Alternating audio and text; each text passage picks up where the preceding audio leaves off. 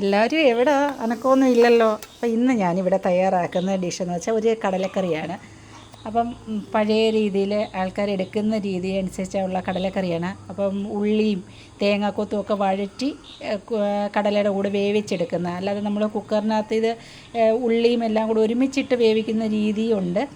ഞാനിവിടെ ഈ തേങ്ങാക്കൊത്ത് ആദ്യമേ മൂപ്പിച്ചിട്ട് അതിൻ്റെ കൂടെ ഉള്ളിയും പച്ചമുളകും കറിവേപ്പിലയും തക്കാളിക്കെല്ലാം വഴറ്റിയിട്ട് മസാലകളും ചേർത്ത് കുക്കറിൽ വേവിച്ചെടുക്കുന്ന രീതിയാണ് ഇന്നിവിടെ ഞാൻ ചെയ്യുന്നത്.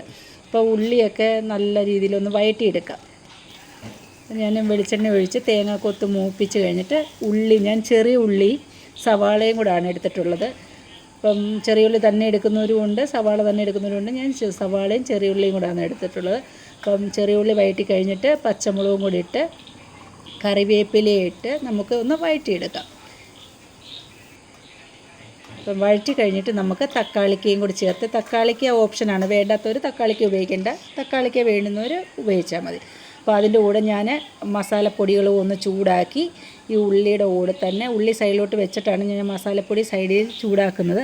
അപ്പോൾ ഉള്ളിയുടെ കൂടെ തന്നെ അതും കൂടി മിക്സ് ചെയ്ത് ചൂടാക്കിയിട്ട് നമുക്ക് ഈ കടല കുക്കറിലിട്ടിട്ട് മസാലകളും ചേർത്ത്, ഞാൻ ഇതിൻ്റെ കൂടെ പച്ചവെള്ളമല്ല ഉപയോഗിക്കുന്നത്, തിളപ്പിച്ച വെള്ളം തന്നെയാണ് ഇതിനകത്ത് ഞാൻ ഉപയോഗിക്കുന്നത്.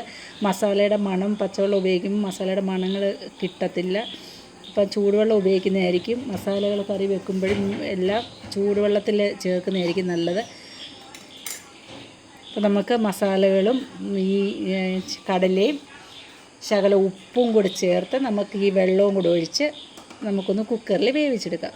ഞാനിന്ന് ഈ കടല വേവിച്ചത് എനിക്കാണെങ്കിൽ 8 വിസിലടിക്കേണ്ട അവസ്ഥ വന്നു. കടല പെട്ടെന്ന് വേവാത്ത കടലയായിരുന്നു. എന്താണെന്നറിയത്തില്ല. ചെറിയ കടല നോക്കി മേടിച്ചതോ, പക്ഷേ വേവാൻ ഇച്ചിരി സമയമെടുത്തു.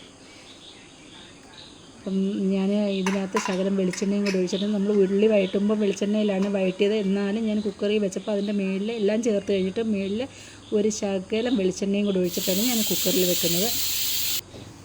അപ്പം കടല ഏകദേശം വേവാറായി. അപ്പം ഇത് കുക്കറൊക്കെ തുറക്കുമ്പോൾ എപ്പോഴും സൂക്ഷിക്കണം, അതിൻ്റെ ആവിയെല്ലാം പോയി കഴിഞ്ഞിട്ട് ഉറപ്പ് വരുത്തിയിട്ട് മാത്രമേ കുക്കർ തുറക്കാവൂ. എപ്പോഴാണ് നമുക്ക് സമയം ശരിയല്ലെങ്കിൽ കുക്കറും ഒക്കെ പണി തരും. അതുകൊണ്ട് നല്ല കെയറായിട്ട് വേണം കുക്കറൊക്കെ ഉപയോഗിക്കാൻ. അപ്പം എൻ്റെ കടല വെന്തിരിക്കുന്നു. അപ്പോൾ നമുക്ക് ഇതിന് താളിക്കാൻ വേണ്ടുന്ന സാധനങ്ങൾ എടുക്കാം. ഞാനാണെങ്കിൽ ചെറിയ ഉള്ളി, കടുക്, കറിവേപ്പില, വറ്റൽമുളകാണ്. പിന്നെ ഞാൻ കടുക് വറുക്കുമ്പോഴുണ്ടല്ലോ ഒരു ശകലം മസാലപ്പൊടിയും കൂടി ഇതിൻ്റെ കൂടെ ഞാൻ ചേർക്കും. കാരണം നമ്മൾ ഓൾറെഡി ഞാൻ മല്ലിപ്പൊടി, മുളക് പൊടി, മഞ്ഞൾപ്പൊടി, ഉപ്പ് ഇതെല്ലാം ചേർത്തതിൻ്റെ കൂട്ടത്തിൽ തന്നെ ഞാൻ ശകലം ചിക്കൻ മസാലയും കൂടി ഈ കടല മസാലയ്ക്കകത്ത് ചേർത്തിട്ടുണ്ടായിരുന്നു. അപ്പം അന്നേരം ഞാൻ ഈ പെരുംജീരകത്തിൻ്റെ ചേർത്തിട്ടില്ലായിരുന്നു പൊടി. ഞാൻ കടുക് വറുത്തതിൻ്റെ കൂട്ടത്തിലാണ് ഈ പെരുംജീരകത്തിൻ്റെ പൊടി ചേർത്തിട്ട് കടുക് വറുത്ത് നമ്മൾ ഇതിലേക്ക് ഒഴിച്ച് ഇളക്കി അടച്ച് വെച്ചിട്ട് ഒരു 10 മിനിറ്റ് കഴിഞ്ഞ് എടുക്കുമ്പോൾ ഉണ്ടല്ലോ നല്ല നമ്മുടെ ബീഫൊക്കെ കറി വെച്ച സ്മെല്ലും ടേസ്റ്റും ഒക്കെ ആയിരിക്കും ഈ കടലക്കറിക്ക്. അപ്പം നിങ്ങളും ഇങ്ങനെയൊക്കെ ഒന്ന് ട്രൈ ചെയ്ത് നോക്കുക, ഇഷ്ടപ്പെടുമെന്ന് കരുതുന്നു. എപ്പോഴും നമ്മളങ്ങ് കുക്കറിനകത്ത് എല്ലാം കൂടി ഇട്ടങ്ങ് വേവിക്കുമ്പോഴും വല്ലപ്പോഴും ഒക്കെ ഇങ്ങനെയൊക്കെ ഒന്ന് വഴറ്റി എടുത്ത് വേവിച്ച് നോക്കണ സമയം കിട്ടുമ്പോഴൊക്കെ എല്ലാവർക്കും ഇഷ്ടപ്പെടുമെന്ന് കരുതുന്നു. സപ്പോർട്ട് ചെയ്യുക, ലൈക്ക് ചെയ്യുക, കമൻറ്റ്സ് അറിയിക്കുക. അപ്പോൾ കടലക്കറി എങ്ങനെയുണ്ടെന്ന് നോക്കുക. ഓക്കെ, അടുത്ത വീഡിയോയിൽ കാണാം.